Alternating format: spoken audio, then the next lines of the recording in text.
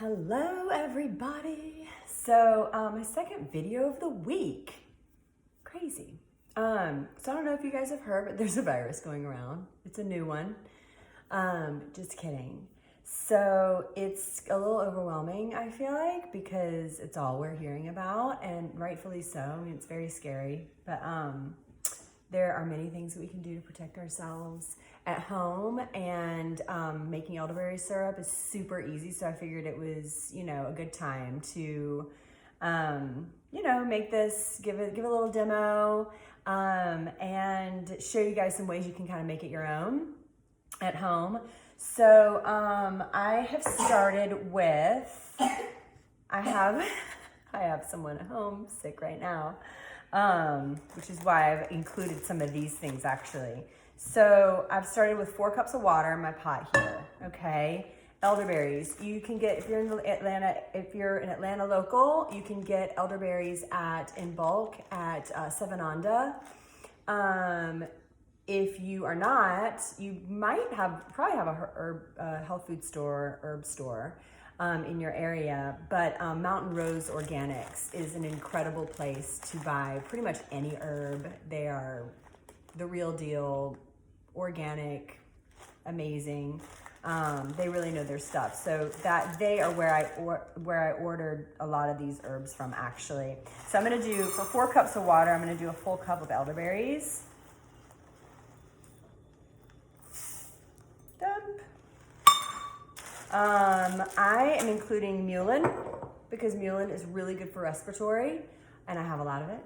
So I figured I would throw this guy in there. I'm gonna do a half a cup. I want the elderberries to kind of be my main, the main event, if you will.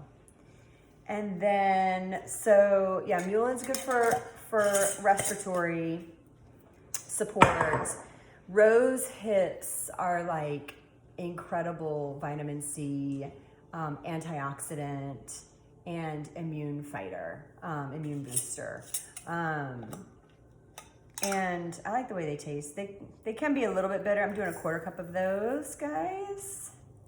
And it's a different vitamin C than like what you'll get in a pill, because it kind of goes right into the cells and works on more of a systemic level than it would be if you were like digesting a pill.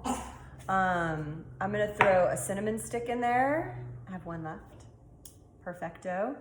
And I'm gonna do, I have a couple of, what do I do with them?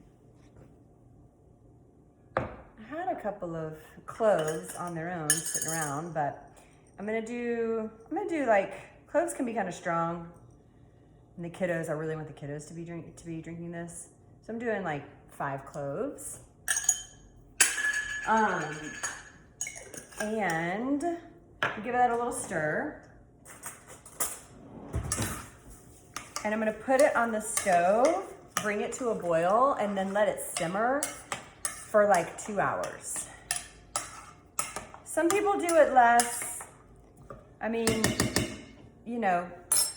I let mine go. I did another batch last night so you guys could see me extract it. And I let it go for about 2 hours, and I think it's great.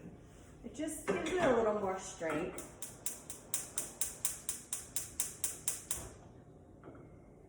Okay. So, extracting. I have nut milk bags just because I've made my own nut milk for so long, but they're good for anything. And I feel like they extract really, really well because it's so fine. You can certainly get a strainer if you want to. What I like about the nut milk bag is you can kind of squeeze the elderberries and like really get all of their juice and goodness out. So this is the one that I made last night. It cooks down by about half. So I probably will only end up with about 2 cups of liquid after this is all done. So I'm just gonna pour it through. I missed a little bit. This isn't the best demo, I feel like. I'm missing stuff, guys. Okay, so now this is where it gets a little messy. but you just squeeze and squeeze and squeeze until no juice is coming out. It smells so yummy. Yum! And then I just kind of twist it and like give it a nice, get all those juices out. I have heard some people mash them. So while it's on the stove, when it's still warm, you can take like a potato masher and just mash them really good and then strain it if you want to do that. Let me rinse my hands. So at this point, you're gonna add your honey. Honey boiled can be toxic. It releases some kind of crystallization or something that is not good at all. So I don't test that theory.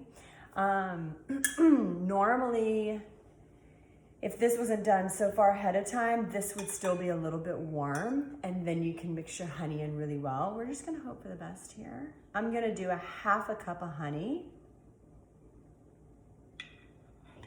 which should be more than enough for my little people to eat, to drink this.